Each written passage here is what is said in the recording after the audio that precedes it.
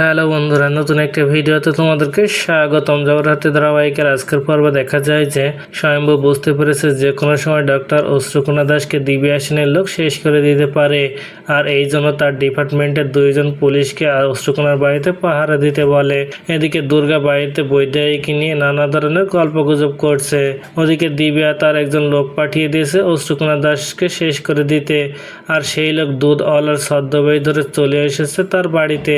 আর সেখানে এসে অশ্রুকণাকে শুট করে এবং সেখানকার একজন পুলিশ অফিসার পায়ে শুট করে সেখান থেকে পালিয়ে যায়। আর খবর পেয়ে সেখানে ছুটে আসে দুর্গা ও তার বাবা। আর হসপিটালে আসলে দুর্গা দেখে অশ্রুকণা দাসের বাঁচার সম্ভাবনা খুব কম, আর তাই সে তার কাছে জানতে চায় তার কাছে প্রমাণগুলো কোথায়। আর তখন অশ্রুকণা দাস দুর্গাকে তার বাড়িতে থাকা নিজের ল্যাপটপের পাসওয়ার্ড বলে দেয় এবং একটা ফোল্ডারের নামও বলে দিলে সেখানে এসে সেই ফোল্ডার থেকে সমস্ত ফুটেজ নিয়ে চলে আসে বাড়িতে।